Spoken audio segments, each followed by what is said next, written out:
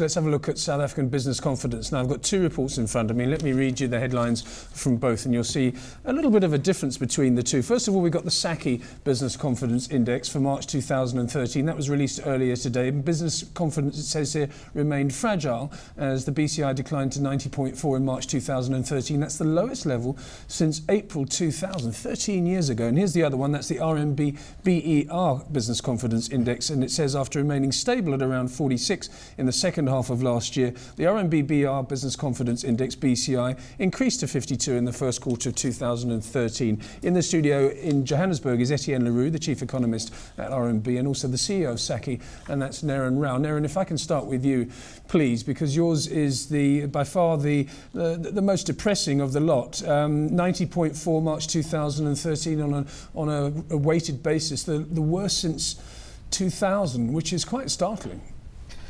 Definitely so. It sometimes does leave us at a loss to explain the low levels of confidence. But this is not a survey, so one must bear in mind that we are measuring the performance of real economic factors and financial factors to compile the BCI. So it's not subject to volatility. What this measure is showing us is whether or not people are putting money behind decisions. And right now, clearly from our 13 sub-indices, money is not being invested in certain aspects of our economy, and certainly has not been so for March.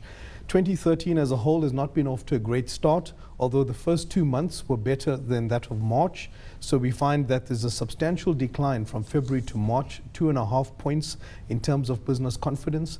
The BCI level currently is around 90.5. And what we would like to see as a first target is for the business confidence index to exceed 100, and as a more progressive target for it to achieve levels of 120 plus minus. Those were levels we last saw in 2006 when our economy was churning along at a very successful rate. Looking at the data that's filtered through, I mean, of course, we're seeing the SACI numbers pointing to a dip back in confidence, your index saying a rise, but we're looking at different metrics, of course, being used. We're looking at different time periods being assessed here. I mean, SACI focusing on the March month specifically. You're looking at things on a quarterly perspective. Does that imply that March was a drag on the quarter's numbers? Because that's what SACI's numbers would imply. Well, that may be the case, but all the points that you highlighted are critical because I think it comes down to methodology, a different methodology between us and the chamber, and that to some extent can lead to different results, particularly at a headline level. What is interesting to me though is that if you look at the chamber's number and you look at the sub-indices, there for example were 3 sub-sectors that contributed positively to confidence in the SACI's numbers. Merchandise exports, manufacturing and construction. And both manufacturing and construction are 2 sectors in our survey where confidence actually improved. So at headline level there may be at points in time differences. One may go up, one may go down, but in this instance if you look at the detail you actually find that there are nice consistencies in the data. Etienne, can I just stay with you for a moment? And you talk about the weaker rand exchange rate, and we bemoan the fact that the rand is weak, but in fact there seems to be some positive influence on your particular measure here. Indeed, particularly at the manufacturing level, Lindsay. A weaker currency, and let's be honest, we're talking here about a currency against the dollar that's 20% weaker compared to 12 months ago. So it is a mini shock if you wish. Now under those kind of conditions you would expect that the manufacturing industry, for example, would benefit from that. Now how does that work?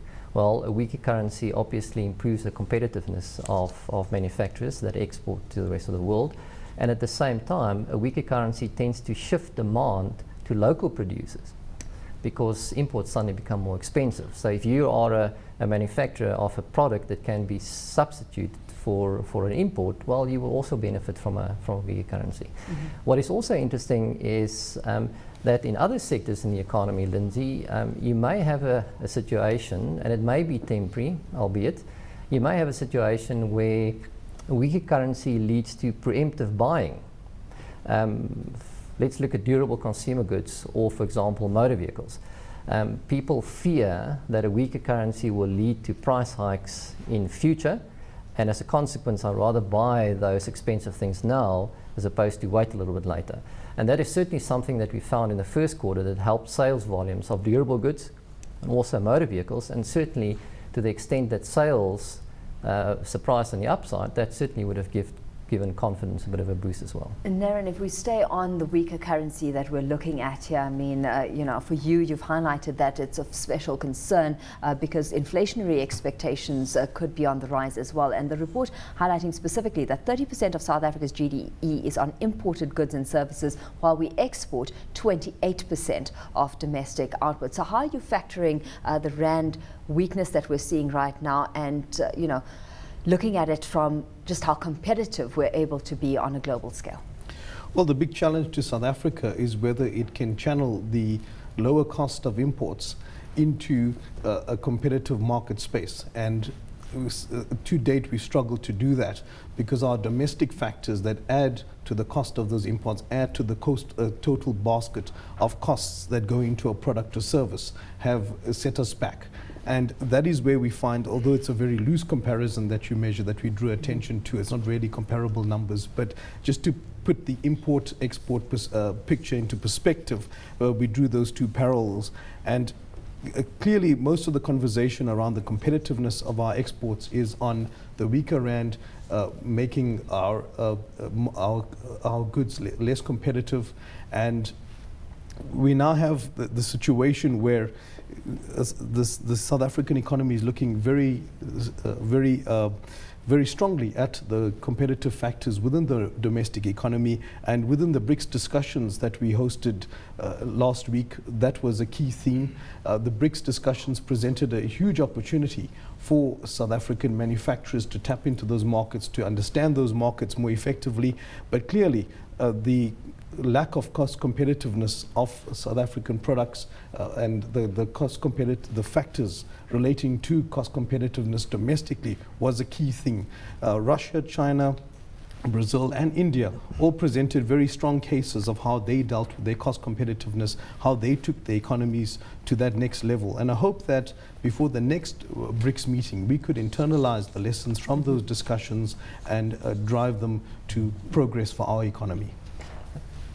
Etienne, just very quickly, the last sort of 45 seconds or so, having a look at everything and listening to what Naren has just said, I think confidence is probably the key word here. If people are not confident, if business leaders are not confident, if company directors are not confident, then the economy can't go forward. Are you getting any sense that we can dig ourselves out of this malaise that seems to be infecting us at the moment? Well, 100%, Lindsay. If CEOs are not confident, they're certainly not going to invest. They're certainly not going to employ people. And you need both of those inputs in the economy to obviously grow.